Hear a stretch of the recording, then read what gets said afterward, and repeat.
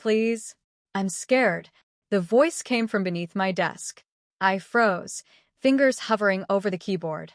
Thunder cracked outside, shaking the windows of the 43rd floor.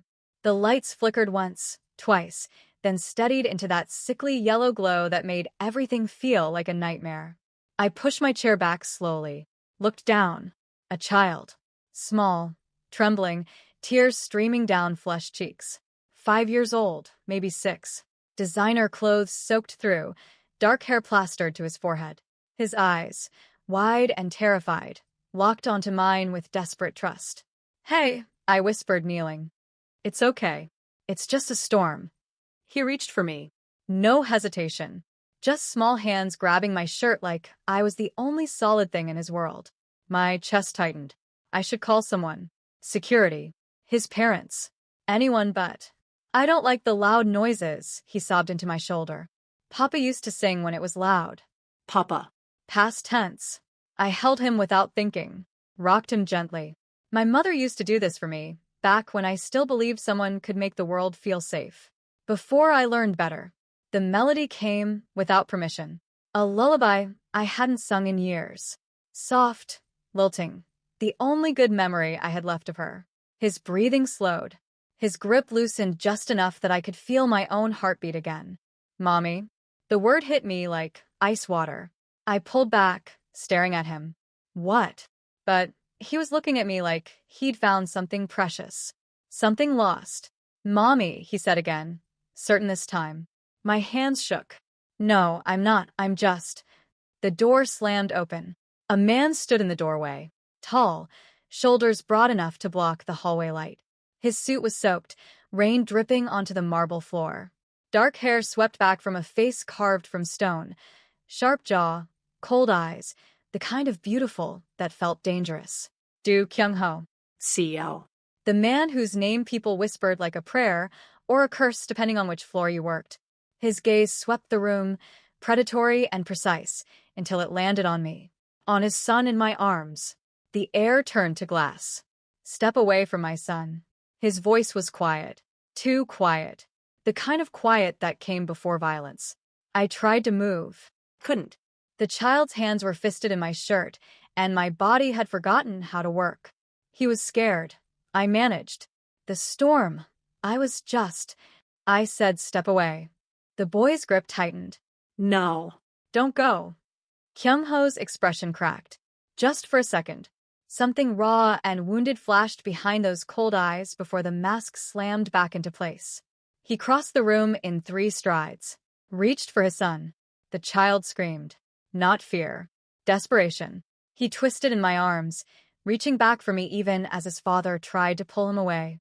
"Unwoo." Kyung-ho's voice fractured. "Stop. Come here." "I want to stay with him." The boy was sobbing again, this time not from fear of thunder, but from fear of separation. From me. A stranger he'd known for all of 5 minutes. I met Kyung-ho's eyes. Saw the confusion there. The suspicion. Something else I couldn't name. "I'll let go," I said quietly. "Just give me a second." I turned to Unwoo, smoothed his hair back. Hey. "Look at me." He hiccuped, eyes red and swollen.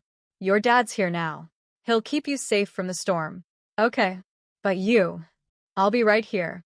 At my desk. You can see me, yeah?" He searched my face like he was trying to memorize it. Then slowly he nodded. I passed him to Kyung-ho. Our hands brushed. The contact lasted less than a second, but I felt it everywhere. Electric, wrong, dangerous. Kyung-ho held his son like he was made of glass. But his eyes never left mine. "What did you do to him?" "Nothing." My voice came out steadier than I felt. "He came to me. He needed someone. My son doesn't trust anyone." Kyung-ho's jaw tightened. He hasn't spoken to strangers since his papa died. So I'll ask you again, what did you do? Before I tell you what happened, subscribe to Starry-Eyed Lovers and tell me where you're watching from. The storm raged outside. Inside, the silence felt heavier than thunder. "I didn't do anything," I said. "I hummed a song. That's all." "What song?" I blinked. "Just a lullaby.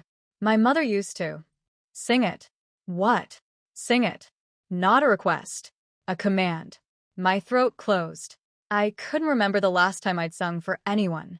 Couldn't remember the last time anyone had asked me to. But Eunwoo was watching me with those wide, hopeful eyes. And Kyung-ho was watching me like I was a puzzle he needed to solve or destroy. I sang. Quietly. The melody barely more than a whisper. Kyung-ho went rigid. The color drained from his face. His grip on Eunwoo tightened until the boy squirmed in protest. Where? His voice cracked. Started again. Where did you learn that song? I told you. My mother. That's impossible. He was breathing hard now, chest rising and falling like he'd been running. That song, my husband sang it. Every night. To Eunwoo. Before he didn't finish. Didn't need to. The air between us felt charged. Dangerous. I don't know what you want me to say, I whispered. It's just a song. No. Kyung-ho stepped closer. Too close. I could smell rain and expensive cologne, and something underneath that was just him. Nothing about this is just anything. Who are you? Seo Min-jae. I work in marketing. 3rd floor. That's not what I asked. His eyes were dissecting me. Looking for something. Finding it, maybe, because his expression shifted from suspicion to something that looked almost like recognition. Have we met before? No, sir. Don't lie to me. I'm not. My husband kept a journal. His voice dropped. Intimate. Dangerous. He wrote about a boy he met. Years ago. At a shelter. Said the boy reminded him of himself before I found him. Said he wanted to help him. Wanted to bring him home. My blood turned to ice. He drew pictures. Kyung-ho continued. Sketches. The face was always blurred. Like he couldn't quite remember. But the build was the same. The way he hunched his shoulders. The way he looked at the world like it might break him. He was so close now I could feel the heat of him. What's your full name? Seo Min-jae. Age. 28. Something clicked behind his eyes. A door opening. Or closing. You ran away from the shelter, he said. Not a question. A fact. 12 years ago. My husband spent months looking for you. He wanted to adopt you. Wanted to give you what someone had given him, a family, a home. I couldn't breathe. Couldn't think. Then he got sick. Kyung-ho's voice broke. And he died before he could find you. Eunwoo had fallen asleep against his father's shoulder. Exhausted from crying. From fear. From whatever had just happened between us. Kyung-ho looked at his son. Then, at me. You'll report to my office tomorrow morning. 8 a.m. I can't. That wasn't a request, Mr. Seo. He turned toward the door, then paused. Looked back. And, Min-jae. I couldn't speak. Could barely stand. Don't run again. The door closed behind him. I stood alone in my office, rain hammering the windows, thunder rolling through my chest. My phone buzzed. A text from an unknown number. Unknown. Where something professional. We have a lot to discuss. Then, a second later. Unknown. Thank you. For calming him. I haven't seen him that peaceful since Jae-sung died. I stared at the messages until my vision blurred. Outside, lightning split the sky. Inside, I realized my life had just been shattered by a 5-year-old calling me mommy and a CEO who looked at me like I was a ghost he'd been waiting 12 years to see. You're late. I stood in the doorway of his penthouse office, 7:59 blinking on my phone screen. Kyung-ho sat behind a glass desk the size of my entire apartment, backlit by floor-to-ceiling windows that made Seoul look like a circuit board sprawling beneath us. It's 1 minute to 8, I said. I expected you early. He didn't look up from the photographs spread across his desk. Even from here, I could see they were old, edges yellowed, corners bent from being handled too many times. I stepped inside. The door clicked shut behind me with the finality of a cell lock. Close the blinds, he said. My hand found the panel on the wall. The glass fogged too opaque, cutting us off from the rest of the building. From witnesses. Kyung-ho finally looked up. Dark circles shadowed his eyes. His tie was loosened, top button undone. Small concessions that made him look less like a CEO and more like a man who hadn't slept. Sit. I sat in the chair across from him, kept my spine straight, my hands folded, all the armor I'd learned to wear when I needed to disappear. He slid a photograph across the desk. A teenage boy sat on a shelter cot, shoulders hunched, face turned away from the camera. Thin. Bruised. the kind of broken that showed even in blurred profile. My breath caught. That's not. My husband took this. Kyung-ho interrupted. 12 years ago. He volunteered at the shelter every Wednesday. Said it reminded him where he came from, what he'd survived. He pulled out another photo.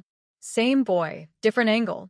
This time his face was partially visible, split lip, hollow eyes, a defensiveness in the set of his jaw that I recognized like a mirror. He wrote about you in his journal. Kyung-ho's voice was eerily calm. Said you reminded him of himself before I found him. Said you had the same look, like you were waiting for the world to finish what it started. Why are you showing me this? Because I need to understand why my son looked at you yesterday and saw his dead papa. The words hit like a fist. Kyung-ho stood, moved to the window. His reflection ghosted against the frosted glass. Jae-sung wanted to bring you home. Wanted to give you what someone gave him, a family. He laughed, bitter. He filled out the paperwork, set up the room. Then the cancer came back and he spent his last 6 months dying instead of saving you. I didn't ask to be saved. No. He turned. You ran. The week before he planned to file the adoption papers, you disappeared. He searched for months. Hired investigators. Nothing.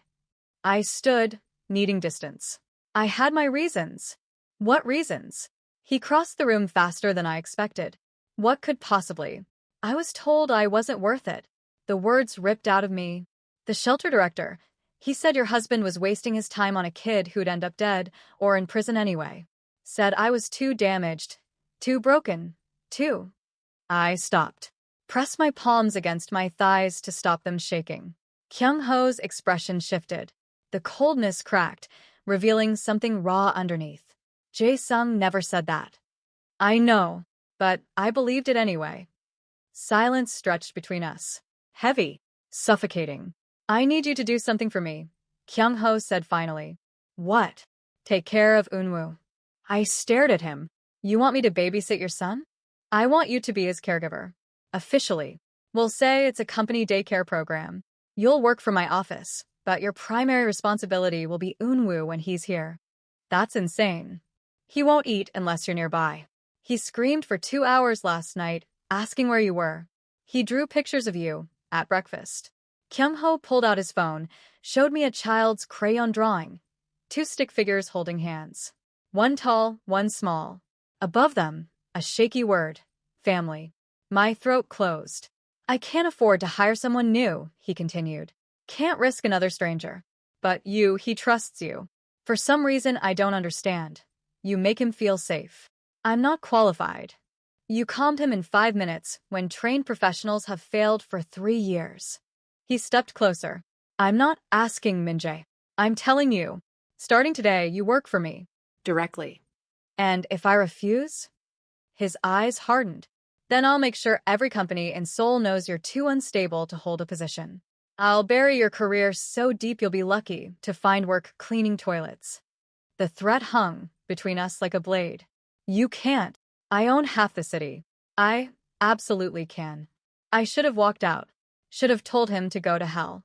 But the memory of Eunwoo's small hands clutching my shirt, the desperate trust in his eyes. 1 month, I said. Trial period. If it doesn't work, I'm gone, and you don't interfere with my career. Kyung-ho extended his hand. Deal. I took it. His grip was firm, warm, and lasted a fraction too long. By noon, the entire company knew. Whispers followed me through the hallways. Eyes tracked my movement from Kyung-ho's private elevator to the executive floor. The rumors were already mutating. Secret affair, hidden child, scandal waiting to explode.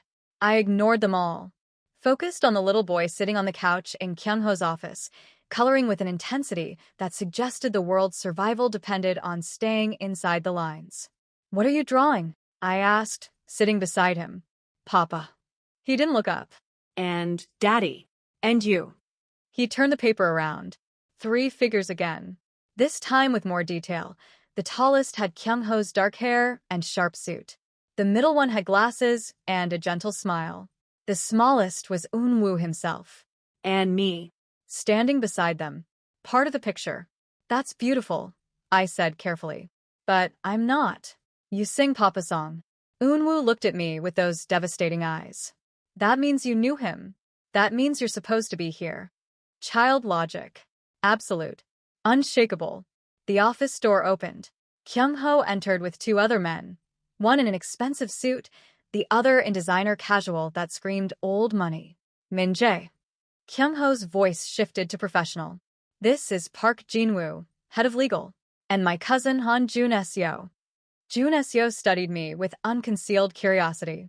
He was handsome in an easy way, warm smile, relaxed posture, the kind of person who made you feel safe before you realized how dangerous that was.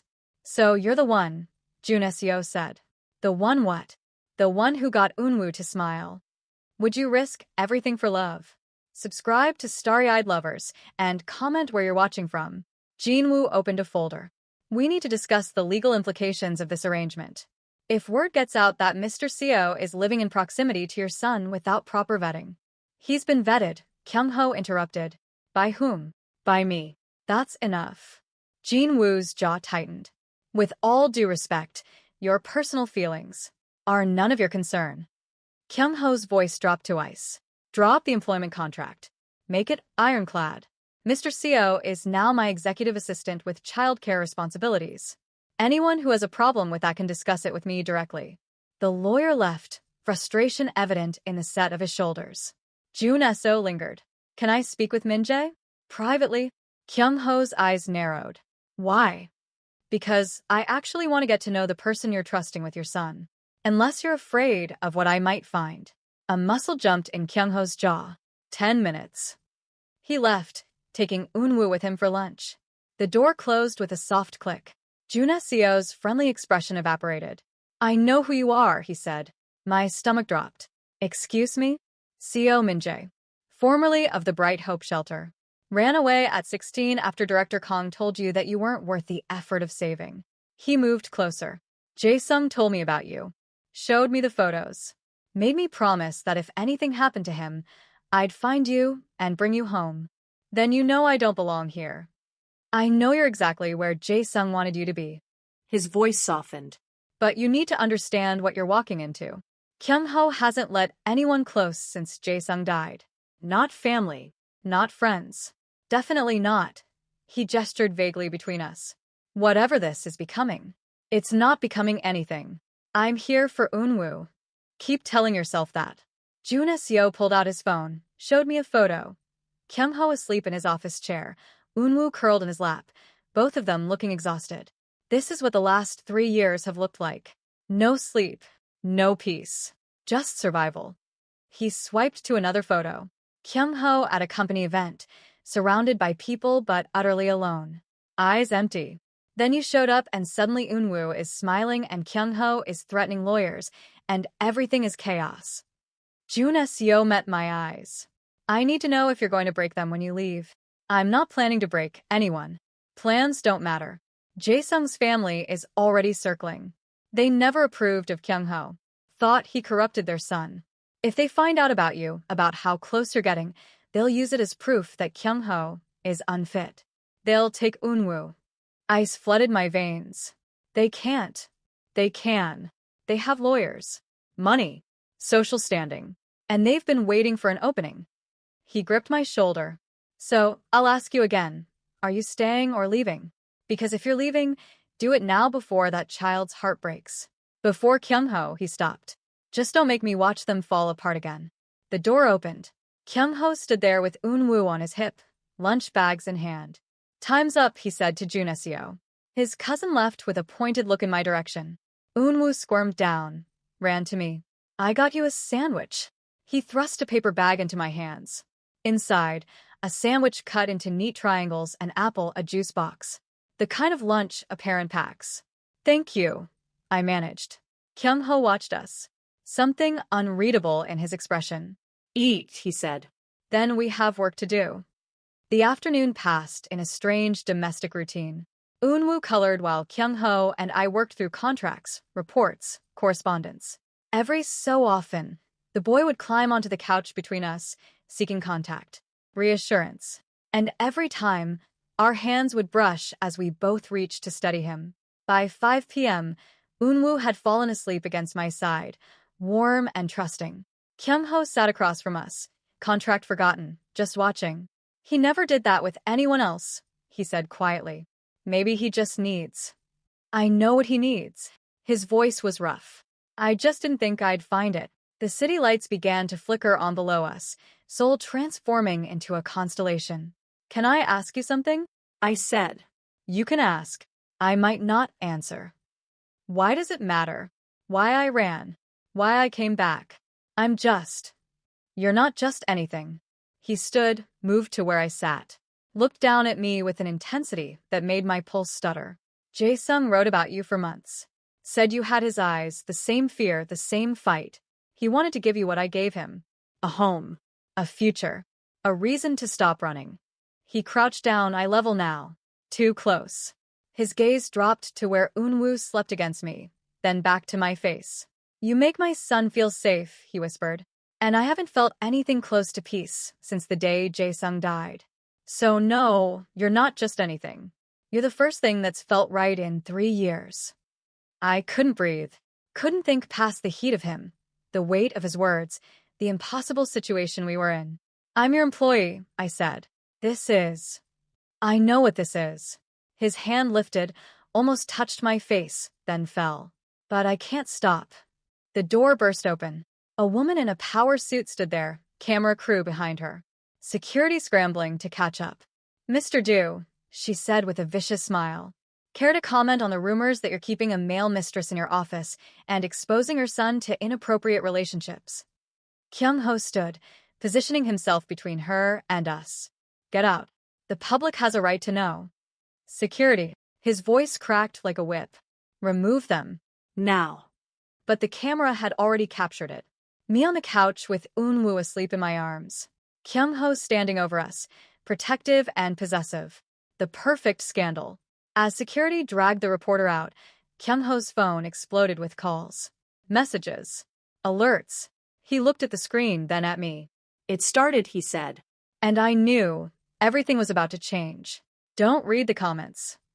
Kyung-ho's voice cut through the silence of his car.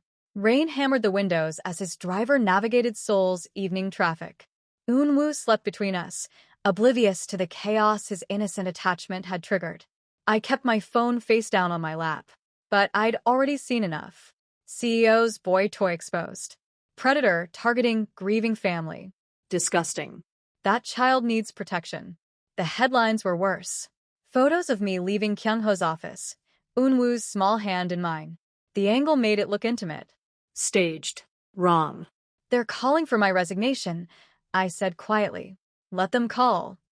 Kyung-ho's jaw was set, eyes fixed on the road ahead. I'm not accepting it. This will destroy your company. Your reputation. Eunwoo is finally sleeping through the night for the first time in 3 years. He turned to me, and the raw intensity in his gaze made my breath catch. I'm not losing that. I'm not losing you. The word hung between us. You. Not the arrangement. Not the help. You. Where are we going? I asked, needing to break the tension. Home. Your home. Our home. For tonight at least. He must have seen my panic because he added, the media knows your apartment. They're already camped outside. Unless you want to run that gauntlet. I thought of the photographers, the questions, the accusations. Shook my head. Then it settled. The car pulled up to a building that looked like it cost more than my entire life. Private security. Underground parking. The kind of place where people like me didn't exist. Kyung-ho carried Eunwoo while I followed, feeling like an intruder. The elevator climbed silently to the penthouse. Opened into a space that was somehow both massive and empty. Glass, steel, modern furniture that looked sculptural rather than comfortable. Guest room is down the hall, Kyung-ho said. Second door.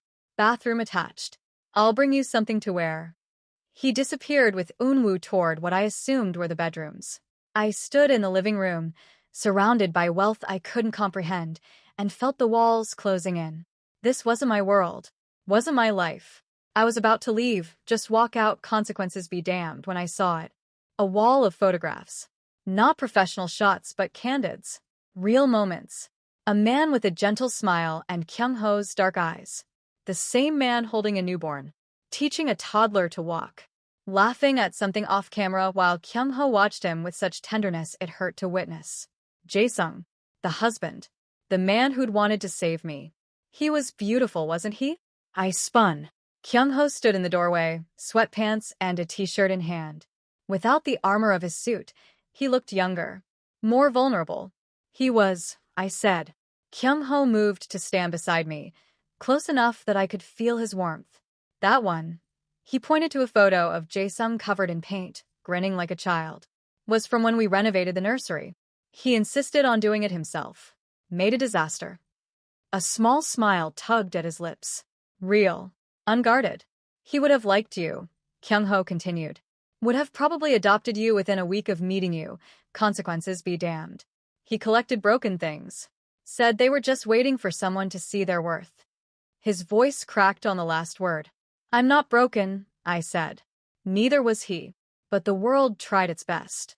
Kyung-ho turned to me. He survived his parents, kicking him out at 15. Survived living on the streets. Survived assault, starvation, everything designed to kill hope. And then I found him stealing food from a company event I was catering. He laughed, bitter and fond. He looked at me like I was going to call security. Instead, I gave him the entire tray and my phone number. Told him if he ever needed anything, call.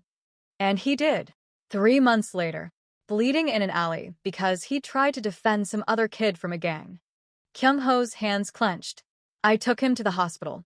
Paid for everything. Let him stay with me until he healed. By the time he was ready to leave, I couldn't imagine him not being there. The grief in his voice was palpable. 3 years hadn't dulled it. Maybe nothing would. I'm sorry, I said. Don't be. I got 7 years with him. 7 years of the best life I could have imagined. And he gave me Unwoo before the cancer took him. He met my eyes. I'd do it all again. The pain. The loss. All of it. For 7 years with him. Something in my chest cracked open. Go shower, Kyung-ho said, voice rough. I'll order dinner. Do you eat anything specific? I'm not picky. That's not what I asked. The attention, the care, made my throat tight. Korean comfort food. Nothing fancy. He nodded. Left me standing there with his clothes in my hands and the weight of his dead husband's memory pressing against my lungs. The shower was obscenely luxurious. Multiple jets, rainfall head, marble everywhere. I stood under the hot water until my skin turned pink and the panic in my chest dulled to a manageable ache. Kyung-ho's clothes smelled like expensive detergent and something underneath that was distinctly him. The sweatpants were too long. The shirt hung loose. I looked like a kid playing dress-up in his father's closet. When I emerged, the apartment smelled like home. Kyung-ho stood in the kitchen, actual kitchen, not the sterile showpiece I'd expected, stirring something on the stove. Unwoo sat at the counter in pajamas, coloring. Minjae. The boy's face lit up. Daddy's making Papa's soup. I froze. Kyung-ho's shoulders tensed. It's kimchi jjigae, he said without turning. Jae-sung used to make it when things were hard. Said it was impossible to feel hopeless with warm soup in your stomach. He ladled portions into bowls. Set them on the dining table with rice, banchan, everything arranged with casual precision. We ate in comfortable silence. Unwoo chattered about his day, the cartoons he'd watched, the drawing he wanted to finish. Normal. Domestic. Everything I'd never let myself want. Bedtime, Kyung-ho announced when Unwoo's eyes started drooping. But I'm not tired. Yes, you are. He scooped the boy up. Say good night to Minjae. Unwoo reached for me. I stood, let him wrap his arms around my neck. You'll be here tomorrow, he whispered. He'll be here, Kyung-ho said firmly. I promise. He carried Unwoo down the hall. I cleared the table, needing something to do with my hands. Found myself washing dishes, an absurdly normal task in this absurdly abnormal situation. You don't have to do that. Kyung-ho leaned against the doorframe, exhaustion evident in every line of his body. I needed to move, I said. He crossed the kitchen, took the dish from my hands. Our fingers brushed. Neither of us pulled away. Come sit with me, he said. Please. Not a command this time. A request. I followed him to the balcony. The city sprawled below, rain still falling, Lights blurred into watercolor smears. He handed me a glass of whiskey, sank into one of the chairs with a sigh that sounded like it came from his bones. I'm tired, he admitted. So fucking tired. I'd never heard him curse. Never heard him sound this human. When Jae-sung died, I thought he stopped. Started again. I thought if I could just keep moving, keep working, keep Eunwoo alive and fed and safe, that would be enough. That I could function on autopilot until the pain stopped. Did it stop? No. It just became background noise. He took a long drink. Then you appeared, and suddenly I'm feeling things again, and I don't know if I hate you or... He cut himself off. The rain filled the silence. My last relationship ended with him telling me I was too damaged to love. I said quietly that trying to fix me was exhausting, that he'd done enough and I should be grateful anyone tolerated me at all. Kyung-ho's grip tightened on his glass. I believed him. I continued. Believed I was broken beyond repair. That the best I could hope for was to be useful. To earn my place by being needed rather than wanted. I met his eyes. So when your husband wanted to adopt me, when he looked at me like I mattered, I ran. Because I was terrified of failing him. Of proving everyone right. You were 16. I was convinced I was poison. And now, I looked at the city. At the rain. At this impossible moment. Now I'm sitting on a billionaire's balcony wearing his clothes and trying not to think about how his son calls me mommy and how that doesn't feel wrong. Kyung-ho laughed. Actual laughter, rough and surprised. Have you ever loved again after loss? Share your story in the comments. This is insane, he said. Completely. The board is going to lose their minds. They already have. Jae-sung's family will use this as ammunition. Probably. He turned to me. So, why aren't you running? The question hung between us. Heavy. Necessary. Because Eunwoo looks at me like I'm something good. I admitted. And I haven't felt like something good in a very long time. Kyung-ho set his glass down. Stood. Moved to where I sat. And me. His voice was barely above a whisper. How do I look at you? My pulse thundered. Like you're trying to decide if I'm real or another ghost. You're real. He reached out, fingers ghosting along my jaw. Too real. It's terrifying. I should have pulled away. Should have reminded him about power dynamics and professional boundaries and all the reasons this was dangerous. Instead, I leaned into his touch. I can't promise I won't break, I said. I'm already broken. We'll figure it out together. His thumb brushed my lower lip. A question. An offer. I answered by standing, closing the distance between us. The kiss was soft, tentative. His lips tasted like whiskey and rain and something sweet underneath. He cupped my face like I was precious, breakable, worth protecting.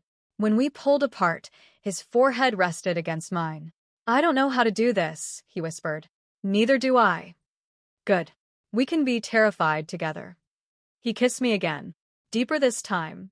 His hand slid into my hair, and I gripped his shirt, and for a moment the world narrowed to just this, heat and breath and the impossible rightness of his mouth on mine. A sound from inside made us break apart. Eunwoo, calling out in his sleep. Kyung-ho pressed one more kiss to my forehead. I should. Go. I'll clean up. He hesitated, like he was afraid I'd disappear. Then nodded and went inside. I stood on the balcony, rain misting my face, lips still tingling from his kiss. My phone buzzed. A text from an unknown number. Unknown. Saw the news. Interesting development. We should talk. Director Kong. Ice flooded my veins. The man who'd told me I wasn't worth saving. Who'd driven me to run. Another text. Unknown. I have information about Jae-sung's family. About their plans for Eunwoo. Meet me tomorrow. Alone. Or watch everything you're building burn. I deleted the messages. Hands shaking. Inside, I could hear Kyung-ho singing softly to Eunwoo. The same lullaby I'd hummed. The one that had started all of this. I'd spent 12 years running from the past. Now it was coming for me. And this time, I had something to lose. You're making a mistake. Hyunshik's voice carried across the private dining room where the syndicate's inner circle gathered. 12 men who controlled Seoul's underground, seated around a table that had seen more blood spilled than wine. Junwoo stood at the head, Ada beside him in a simple black dress that somehow made her look regal. The twins waited in an adjacent room with Minjun, close enough to call if needed, but shielded from the worst of this world. I'm making a declaration. Junwoo's tone was conversational, but every man in the room recognized the steel underneath. These are my children. This is their mother. They are under my absolute protection. Protection? Hyunshik leaned back, fingers steepled. Or liability. You've exposed your greatest weakness to every enemy you've ever made. Then let them come. The invitation was casual, deadly. Let's see how that works out for them. Murmurs rippled around the table.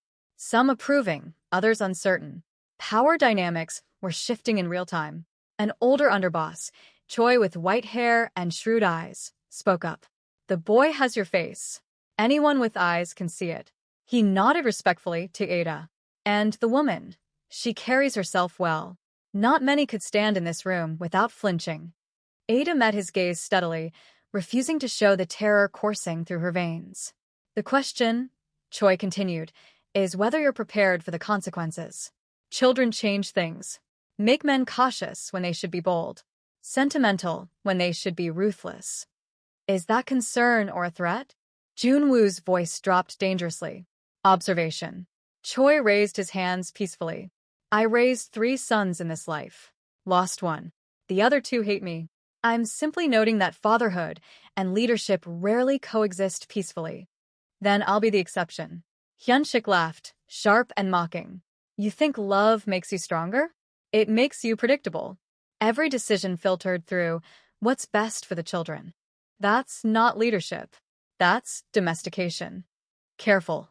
Minjun's warning from his position by the door was quiet but clear. Or what? You'll shoot me for telling the truth. Hyunshik stood, challenging. We're all thinking it. He's compromised. Weak. And in our world, weakness is contagious. The room held its breath. This was the moment. Challenge or acceptance, loyalty or rebellion. Junwoo smiled. It was the most terrifying expression Ada had ever seen on his face. You want to test my weakness? Let's test it. He moved around the table with predatory grace. You think I'm soft now? That fatherhood neutered me?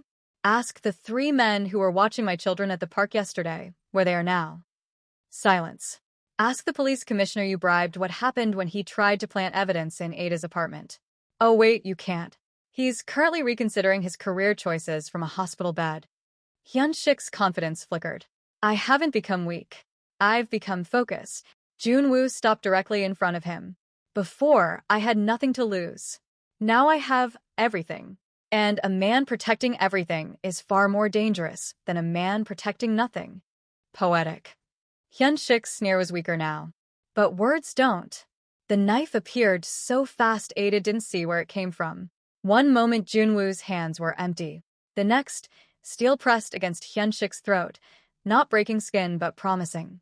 You sent men to photograph my children. Junwoo's voice was conversational.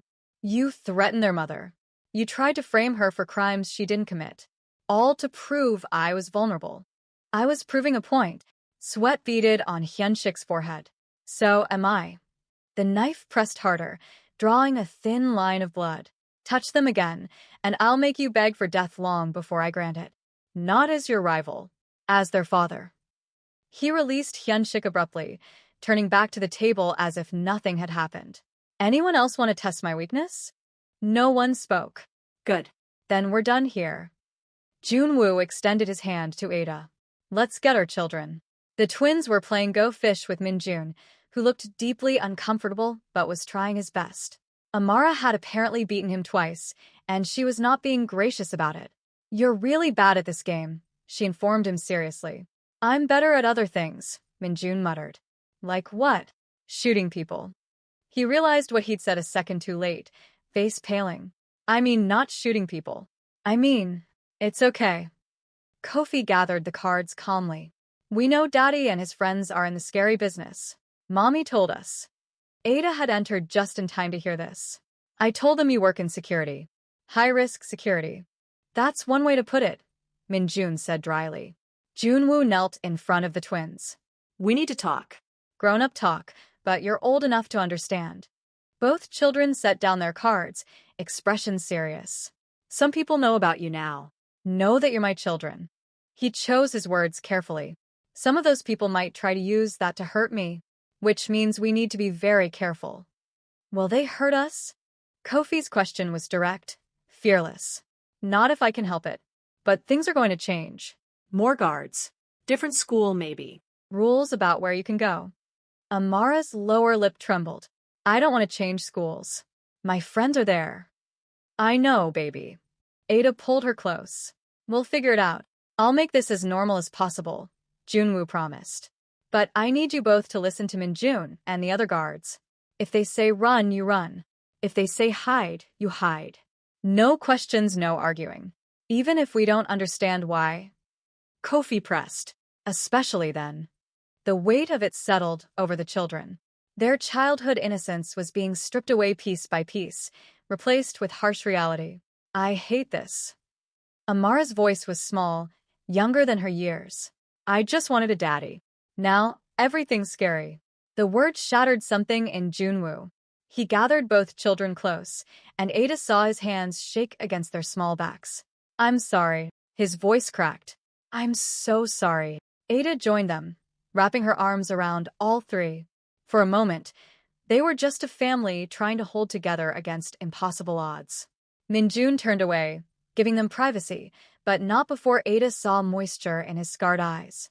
That night, after the twins were finally asleep, a process that took twice as long as usual with repeated requests for reassurance, Ada found Junwoo on the penthouse balcony. He stood at the railing, city lights spreading below like fallen stars. You didn't have to threaten Hyunshik like that. She joined him, maintaining careful distance. Yes, I did. Men like him only understand power. He didn't look at her. If I'd shown mercy, it would have been interpreted as weakness. And the men you mentioned? The ones watching at the park. Dead. No hesitation, no remorse. They were following my children. There's no acceptable outcome for that except elimination. Ada should have been horrified.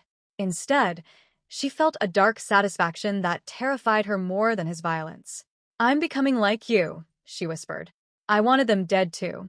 When Minjun told me about the surveillance, I wanted you to make them disappear. You're not becoming like me. You're becoming a mother in impossible circumstances. He finally turned to face her. There's a difference. Is there? You'd never kill for pleasure or profit. Only protection. That's humanity I lost a long time ago. The honesty was devastating. Ada saw him clearly then, not the monster or the mafia lord, but a man who'd become something terrible to survive and was now desperate to remember how to be human. The twins, she said quietly. They're changing you. They're destroying me. His laugh was hollow. Every time Amara calls me daddy, every time Kofi asks if I'll be at his game, I feel parts of me that died years ago trying to resurrect. It's agony. Good. He blinked, surprised. Good that it hurts. Good that they're breaking through. Ada stepped closer, close enough to feel his warmth. Because the man who pushed Amara on that swing, who promised Kofi he'd be there, that's the father they deserve. Not the one who threatens people with knives. What if I can't be both? What if trying to be their father makes me weak at exactly the wrong moment? Then you'll have failed spectacularly while trying to do the right thing, which is more honorable than succeeding at being a monster. Their eyes locked. The air between them charged with 5 years of unresolved tension, fear, hope, and something neither wanted to name. That night, Junwoo said softly, on the rooftop, I told myself it was just physical. Just two lonely people finding temporary comfort. It was. But her voice lacked conviction. Liar. He raised his hand, hesitating, then cupped her face with heartbreaking gentleness. I knew after 5 minutes of talking to you that you were dangerous. After an hour, I knew you'd ruin me for anyone else. And when I woke up alone, I knew I'd spend the rest of my life looking for something that felt like those few hours. Stop. Tears spilled over, hot against his palm. Why? Because I felt it too. Because I've compared every man to you for 5 years, and they all came up short. Because I hate you for putting us in danger, and love you for trying to save us, and I can't reconcile those things. So don't. His forehead touched hers, breath mingling. Just feel them both. Let them coexist. The kiss was inevitable. Soft at first, tentative, then deepening with 5 years of longing and grief and desperate hope. Ada's hands fisted in his shirt, pulling him closer. His arms wrapped around her like he could shield her from the world through sheer force of will. When they finally broke apart, both breathing hard, reality crashed back. "We can't," Ada gasped. "The twins, the danger, everything." "I know. This is a terrible idea. I know. We should focus on their safety, not whatever this is." "I know." He kissed her again, softer this time, almost reverent. "But I'm done pretending I don't want this. Want you. Want all of it." Before Ada could respond, her phone rang. Unknown number. Her stomach dropped. She answered, hands shaking. "Hello." Static, then a voice she didn't recognize, digitally distorted, deliberately menacing. "Pretty family you've built. Would be a shame if something happened." The line went dead. Junwoo's expression went from tender to lethal in a heartbeat. He took the phone, already dialing. "Minjun, trace that call." Now. "On it." Minjun's voice was alert despite the late hour. "But boss, there's something else. Just came through on the network. You need to see this." Junwoo pulled up the message on his phone. Ada watched color drain from his face. What? "What is it?" He turned the screen to her. A single photograph. The four of them on the balcony moments ago, kissing, completely unaware they were being watched. Text below. "Beautiful. Would be a shame to destroy it. K, asterisk, asterisk." "Who's K?" Ada's voice was barely a whisper. Junwoo's hand gripped the railing hard enough that his knuckles went white. "My brother. The one who betrayed the family 5 years ago. The one I thought was dead." "Thought?" "I never found the body. He was already moving, pulling Ada back inside. I assumed the fire killed him, but if he's alive, why would he come after us? Revenge. He blames me for his exile, for his supposed death." Junwoo was texting rapidly, coordinating security. "And he knows the best way to hurt me is through you." Minjun burst through the door, 3 guards behind him. "Perimeter's secure, but we found this on the building across the street." He held up a high-powered camera, professional grade. "Whoever planted it knew our blind spots." "How long has it been there?" "Could be days. Could be weeks." Minjun's expression was grim. "We're checking the footage now, but if it's your brother, he knows everything." Junwoo finished. "Our routines, our defenses, our weaknesses." Ada felt the world tilting. "The twins. We need to move them." "Already arranged. Safe house is prepped." Minjun gestured to the guards. "We leave in 5 minutes." Ada rushed to the bedroom where Kofi and Amara slept peacefully, unaware that their world was about to be uprooted again. She knelt between their beds, drinking in their innocent faces. Junwoo appeared behind her, his presence solid and reassuring despite the chaos. "We'll keep them safe," he promised. "Will we?" Ada looked up at him, tears streaming freely now. "Or are we just delaying the inevitable?" "There's no inevitable except what we make." He helped her to her feet. "And I'm making damn sure my brother doesn't touch them." They woke the twins as gently as possible. No time for explanations, just quick reassurances and warm clothes. Amara cried, confused and frightened. Kofi was silent, but his hand clutched Ada's with crushing force. As they moved through the penthouse toward the private elevator, Ada caught sight of their reflection in the window, for people bound by blood and circumstance, fleeing into the night. A family forged in fire, running from ghosts. The elevator doors closed on their uncertain sanctuary, and somewhere in the darkness outside, a man who shared Junwoo's blood and none of his newfound humanity watched their escape with patient malice. The game was just beginning.